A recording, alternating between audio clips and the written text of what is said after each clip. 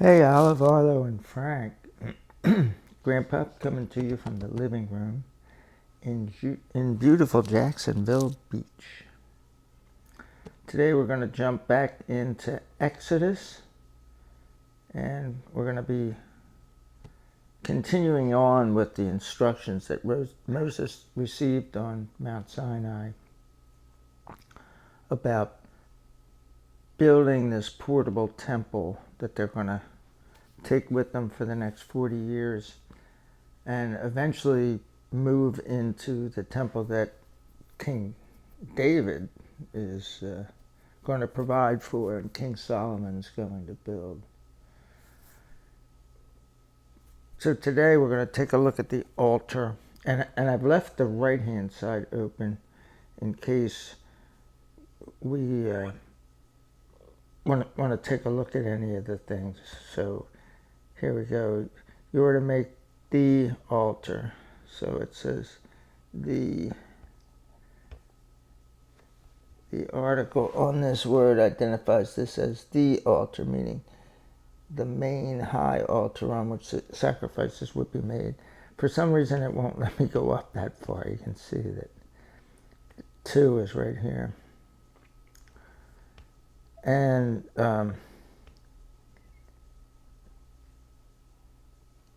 you are to make the altar, and that's the definite article. There's only one,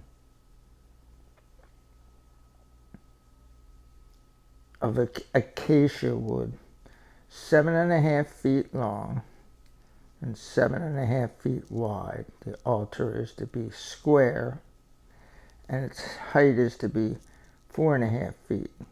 You are to make its 4 horns on its 4 corners.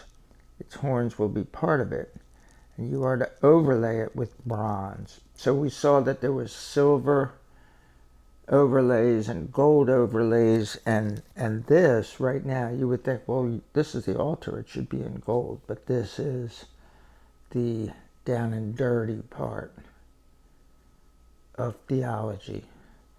This is where the blood will be shed. This is foreshadowing the cross, where Jesus' blood will be shed. And he makes that cross into gold, but after he's off it. And I don't mean that literally.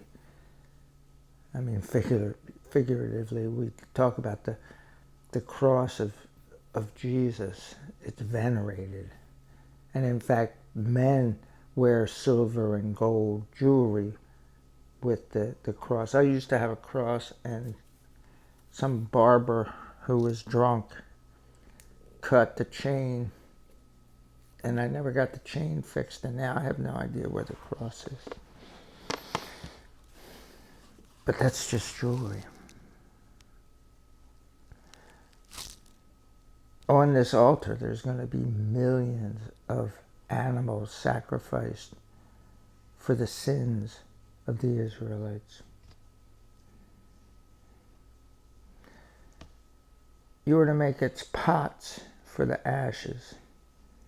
And out in the backyard, I have a pot for the ashes that I take out of the Kamado grill. It's shovels, it's tossing bowls. So what do they mean by tossing bowls? This was the larger bowl used in tossing the blood at the side of the altar. So they are going to take blood and splash it on the altar. That's part of the cultic worship. And by cultic, I don't mean that this is a cult. It's just a word that means the way that a religion works. Its meat hooks and its fire pans, you are to make all its utensils of bronze. So this is a giant barbecue. Plain and simple. You are to make a grating for it, a network of bronze, and you are to make on the network 4 bronze rings on its 4 corners. So just like my grill out there, it's got a grate. and you're going to put the meat on it, and you're going to roast the meat over the fire. Now, some of the meat that's put on there is going to be burnt up into smoke. Some of it is going to be roasted, and the priest will eat it. And then some of it the people can partake of.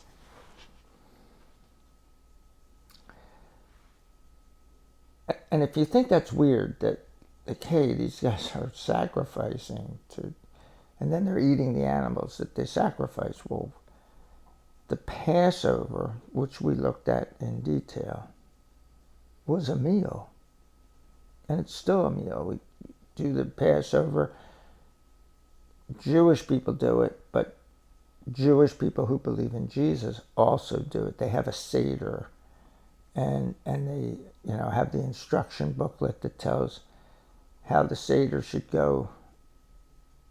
The only difference is that we recognize Jesus. And I'm not Jewish, so I don't mean we Jewish Christians. I mean we Christians. We believe in Jesus. So we believe that he's part of it. We believe that when we take communion, that it's honoring the Last Supper, which was a Passover Seder. And so we take communion, we take the bread and the wine, and that's the body and the blood of Christ. So we believe at this Passover Seder that it points towards Jesus on the cross.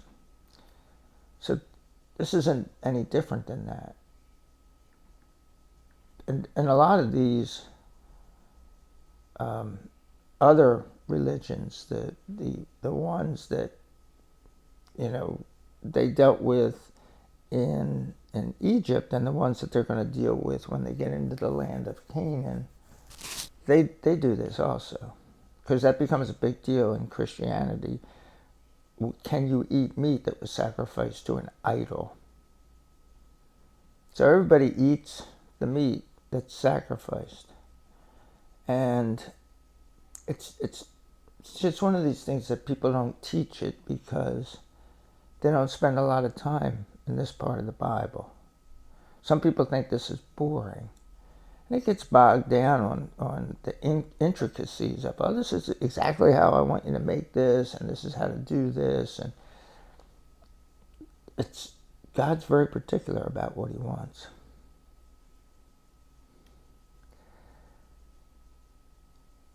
You are to put it under the ledge of the altar below, so that the network will come halfway up the altar. You are to make poles for the altar, poles of acacia wood, and you are to overlay them with bronze. The poles are to be put into the rings, so that the poles will be on two sides of the altar when carrying it. You are to make the altar hollow out of boards, just as it was shown you on the mountain, so they must make it. So let's look at, it was shown you just as he showed you. So, and so you must make it. Here too it could be given a passive translation, since the subject is not expressed. Well, this is no big deal. So now let's move into the courtyard, which is outside of where it's kind of where the altar is. The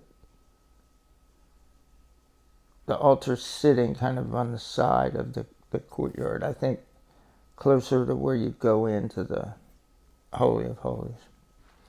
You are to make the courtyard of the tabernacle. For the south side there are to be hangings for the courtyard of fine twisted linen, 150 feet long for one side, with 20 posts and their 20 bronze bases, with the hooks of the posts and their bands of silver.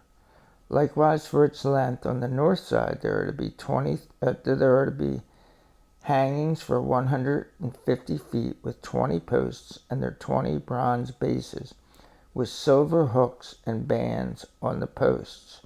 The width of the court on the west side is to be 75 feet with hangings. So it's going to be rectangular with their 10 posts and their 10 bases. The width of the court on the east side toward the sunrise is to be 75 feet.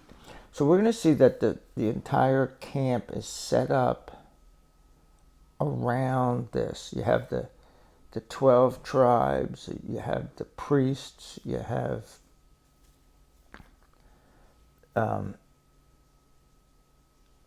and the priests are going to be closer to this, which is the center of worship. And whenever this is set up, a particular part of it is going to be facing to the east where the sun rises. And the tribes are going to be situated based on a plan that God gave them. And we'll be talking about that.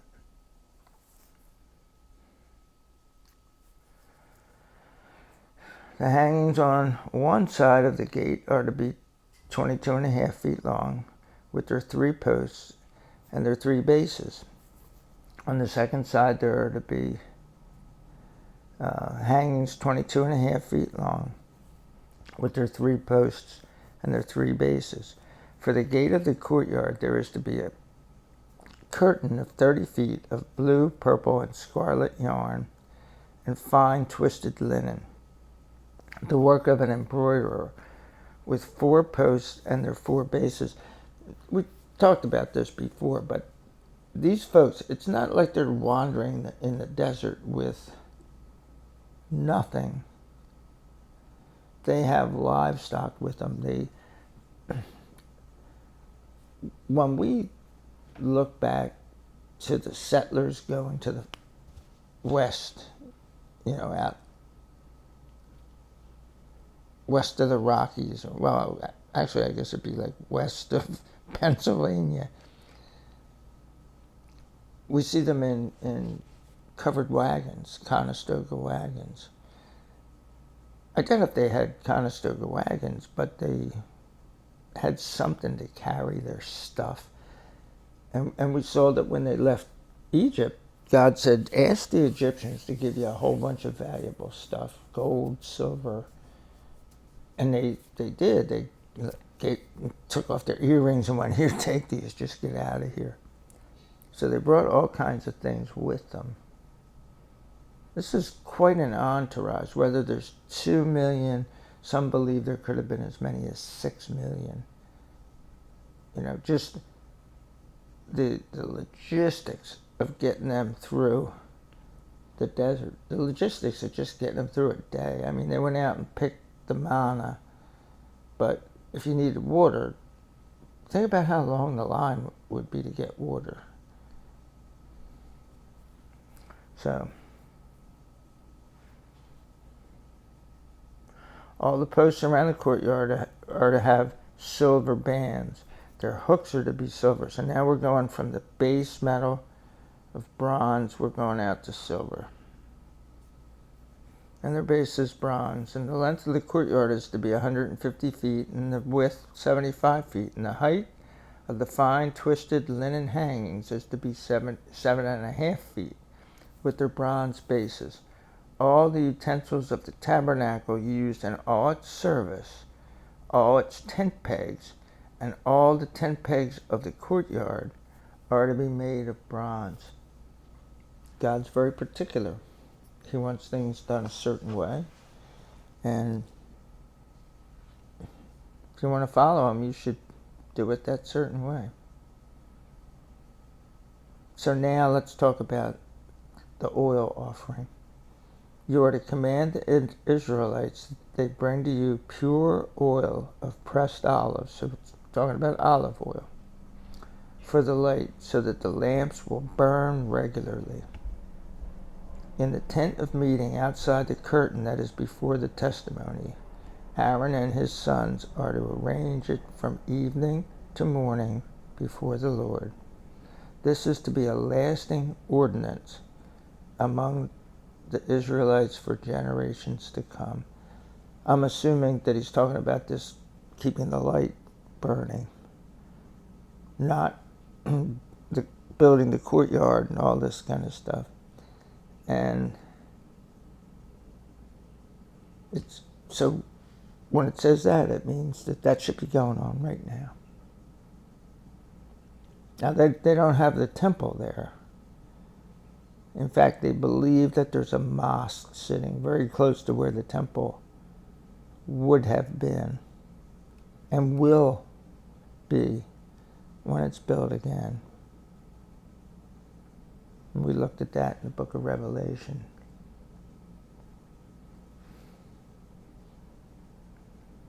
Anyway, next time we're going to look at the clothing of the priests, and well, maybe it's just a clothing chapter.